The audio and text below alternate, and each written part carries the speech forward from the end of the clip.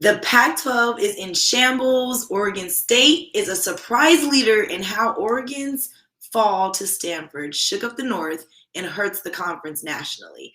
All on today's episode of Locked On Pac-12.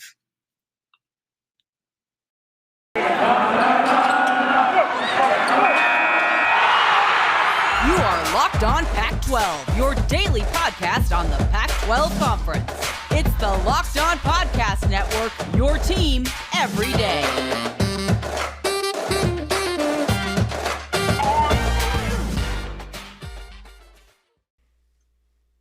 Welcome to another episode of Locked On Pac-12 Podcast, part of the Locked On Podcast Network, your team every day. Thanks for making us your first listen of the day. I'm your host, Cindy Robinson, former Pac-12 student athlete, current ESPN social media person, just easier to say that. And joining me today is Locked On Utes host, Bryan Brown. Bryan, Utah had a bye last week, so we won't be talking much about them today, but we saw plenty of surprising action in both divisions of the conference last week, and I first want to discuss Oregon State, because I know we deemed them the most likely to upset, but did you truly foresee the performances we've been experiencing from the Beavers?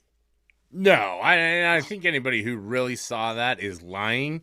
I thought they were going to be better. We talked about it. I love Jonathan Smith. I love his offense. I thought that they would be good offensively. Still a little bit nervous about the defense, and they've been much more impressive than I thought. But this is a Beavers squad that's just rolling the ball up and down the field. You might even say like a log. Here we go. Bryan's puns every day that he's on the show. You can't get enough of them. Listen, it's not even just the show. This is a lifestyle. I'm all about that pun life. But it's just been, continual growth from this Beaver squad. They're finding ways to win, even against a Washington team that, in theory, should be better than them. It wasn't a pretty effort at all from Chance Nolan at the quarterback position, but they got it done on the ground, and that's really what mattered most. This is a team that's really doing a good job of possessing the football, of minimizing turnovers, and just executing at a high level. It's hard to find ways to really dam up this stream that the Beavers have going through the Pac-12 North. I can't even take it. You are so unreal with these puns. Unreal. Okay, but it is very clear that the Beavers are literally taking over the Pac-12 with their run game. I don't have any puns. That was not there's no puns from Cindy, not purposely at least. Their run game has basically put them on top of the North right now. They're sitting at the top of the Pac-12 North alone with no worries right now after 2 Pac-12 wins versus USC and UW. Listen, here's the stats. Can just show you how crazy their run game has been. They ran the ball 101 times on 135 plays against USC and UW. That is crazy. And I think it was like 50 times against UW. In a game that, okay, they beat UW, was it 27-24? That was the final score. Easily you could say, like, okay, that's a close game. They didn't just dominate against UW. But I think just knowing what we knew about Washington going into the season and what we expected from them, the Beavers are putting on a show right now and surprising all of the Pac-12, not just the North, honestly. I'm excited to see them continue to play and see how they fare. Unfortunately, they will be facing my Cougars this weekend. They will be heading to Pullman. I'm a little nervous about that. Yeah, doesn't seem like Nick Rolovich is, though. He seems very confident in his defense right now. And I will say that we have seen improvement from Washington State defense. They held Cal just to 6 points last week at Cal, so hopefully playing at home will give them some type of advantage going up against the conference #1 rushing team and #1 scoring offense right now. Yeah, Washington State is a team that's currently holding opponents to 141 yards a game. That's roughly 4 yards per carry. So it's going to be, the Beavers are really going to have to sink their teeth into the run game to see if they can be effective against Washington State. All puns aside, this is just a fun football team to watch. We don't get that excited over run game stuff, but the way they do it, the way that Jonathan Smith runs that offense, it shifts, it's motion, it's getting different guys involved in it. You know, you look at the number of guys who had a carry in the game for them, and it was 1, 2, 3, 4, 5, 6, 7, 8 guys had carries in that game. Now, not everybody for positive yards, but Anthony Gold had a carry for 19. You know, Chance Nolan had a couple carries. The bulk of them from B.J. Baylor, and Baylor has been an absolute. He's so good that I really can't even describe him. I'm at a loss for words. But revelation, I think, is a very common phrase that we used to describe these guys who kind of come out of nowhere. And that Oregon State offensive line deserves a lot of credit as well, because they've done a really good job of opening up holes and establishing physicality at the line of scrimmage. And the reality is the Pac-12 has been an offensive-heavy conference for a while, and Oregon State is playing big, strong, physical offense to try and counter the high-flying passing attacks that everybody else has been so invested in. I will say if Washington State can figure out how to contain the run, they may have a chance, because Oregon State's passing game might not be as good as they may need it to be in a situation like that. So if anybody can figure out the formula to stopping that run game, they may have figured out how to beat Oregon State. But I'm going to pray for my Cougars this weekend. They need it. You know, this is an Oregon State team that's rolling, and the rumors of College Game Day possibly going to Corvallis, not this week but next week, are already circulating on Twitter. So it's, this could be a huge game for Washington State to kind of reestablish themselves. Big win over Cal. This is a team that we've always kind of been worried about, you know, with all the outside noise regarding Rolovich and his vaccination status, and that deadline having come up to where he already needed to be vaccinated. So now we'll wait, to find out about that. If they can get a win against Oregon State, suddenly all that outside noise is just that. It's on the outside, and they have some real momentum going, as we're only a couple games into the Pac-12 schedule. Yeah. Well, coming up next, we're going to dive into that Oregon versus Stanford game. What went wrong, and how, now there's all types of craziness going on in the North. So it's a lot there. I don't even know how to process most of it, because unfortunately we all thought Oregon was going to, be the leaders for the whole season, at least. But for those of you who, may want to bet on these games and maybe still bet on Oregon, or maybe just bet on Oregon State, you can head on over to BetOnline AG. That is your number one spot for college and pro football action this season, with a new updated interface and site, even more odds, props, and contests. BetOnline continues to be the number one source for everything football. So head to the website or use your mobile device to sign up today to receive your 50% welcome bonus on your first deposit. Do not forget to use the promo code Locked On to receive that bonus. From football, basketball, boxing, right to your favorite Vegas casino games, don't wait to take advantage of all the amazing offers for the 2021 season. BetOnline is the fastest and easiest way to bet on all your favorite sports. BetOnline is where the game starts. Now, a quick shout out to all of you listening.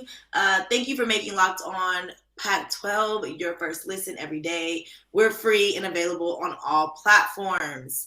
Bryan, we talked about the Pac-12 stepping up the game up this season, being part of that national relevancy, and, really being a part of the talks when it comes to college playoffs.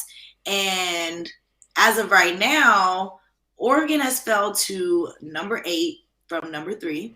And while that still puts you in some relevancy with, the college playoff talks and stuff, do you feel like they can bounce back from losing to Stanford, which completely shook up the whole Pac-12, because Oregon was probably the only hope to be a part of this college football playoffs?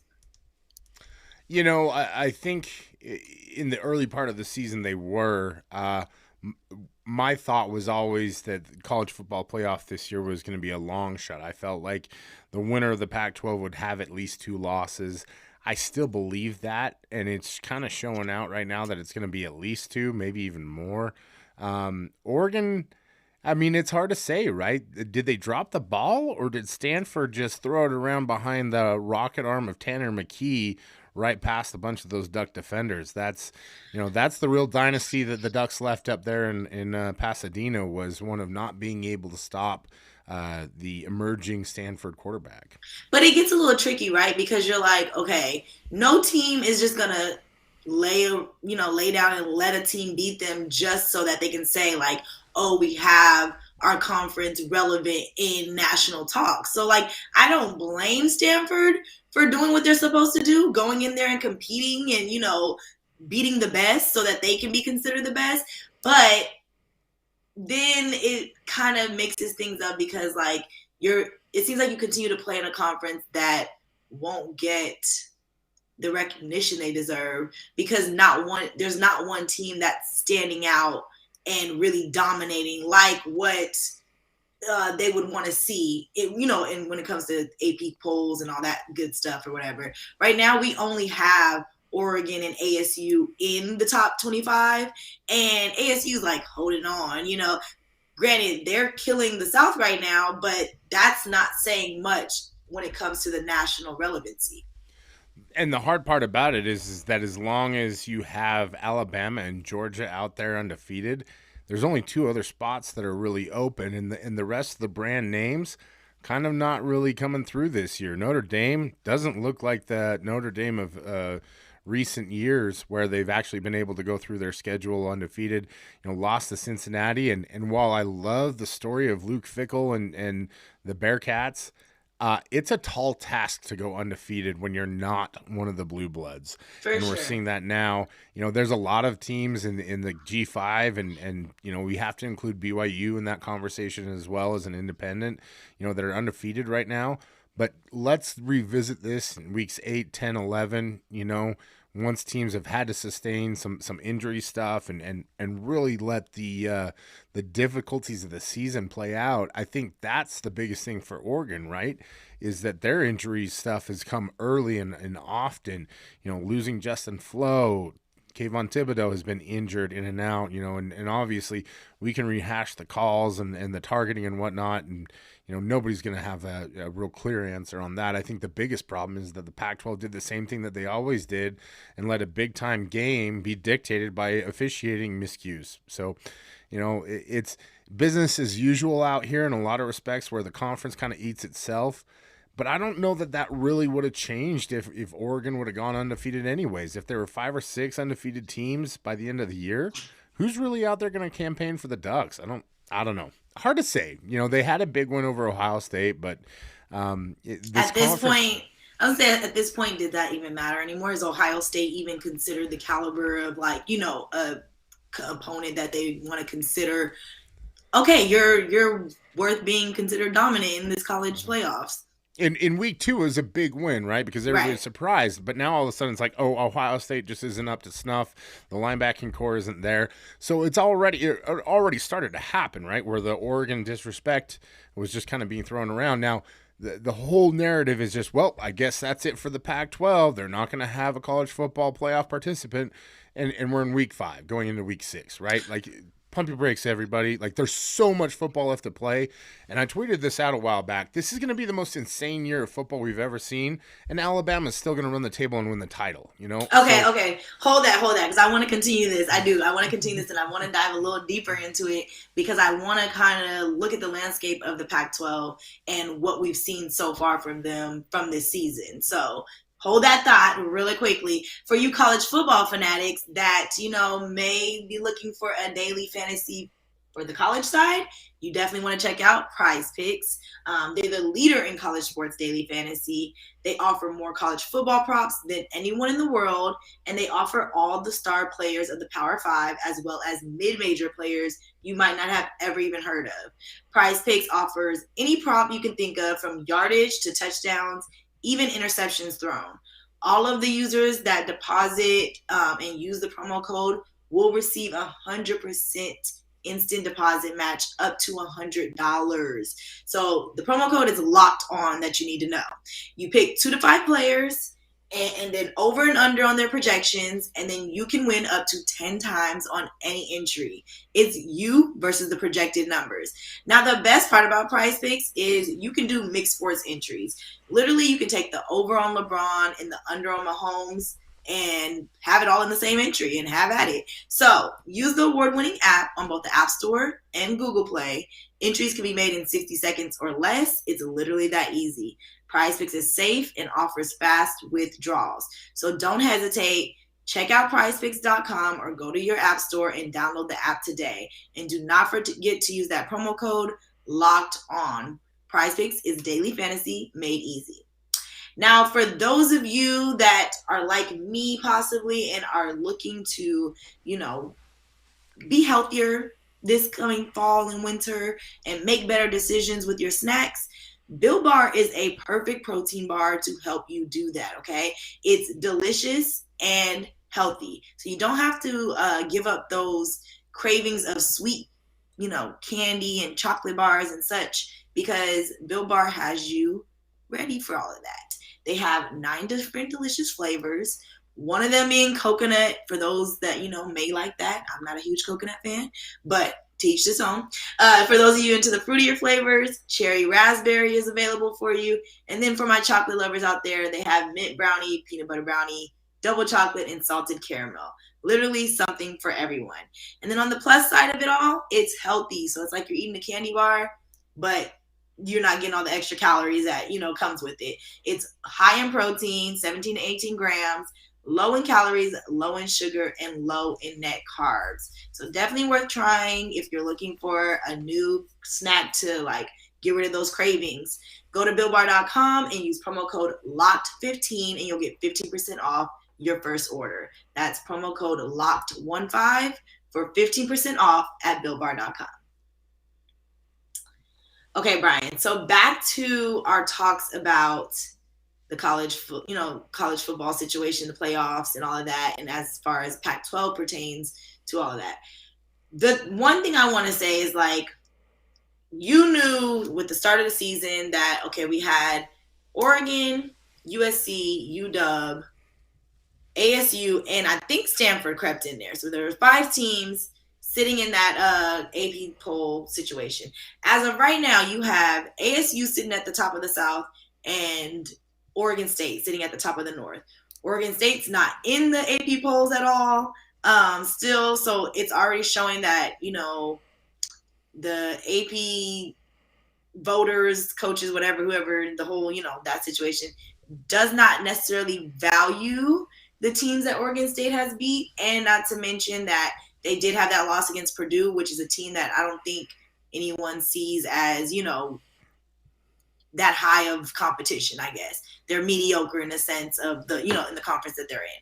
So all of that to say is the ones sitting at the top of each division aren't even considered contenders. And then you have Oregon, who now might be fighting to actually win that North title, because let's not forget, Oregon State did beat them last season, and if Oregon State continues to win out, I don't think it's a guarantee that they'll sneak into the 80 polls. They definitely won't be as high as Oregon is right now.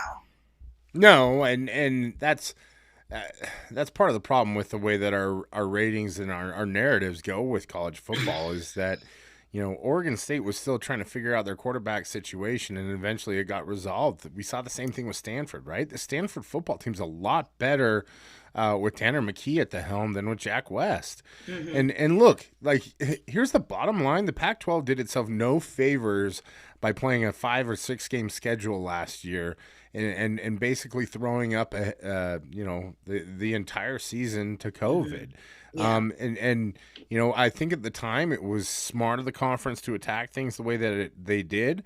Unfortunately, there were conferences like the SEC that were operating all along as if they were going to play football, and understandably so. Like they're just different viewpoints and different demographics and everything like that. And so these Pac-12 schools have been behind, behind the curve for a while, and I think COVID just accelerated that. So now we're seeing some teams start to show themselves, right? But by this point, it's too late because you've already had people that are discussing who should be in the college football playoff and what teams are positioning themselves. And we're seeing, a lot of chatter about Iowa and Cincinnati and Penn State. And these are new exciting teams because, oh my gosh, like they're undefeated in week 5.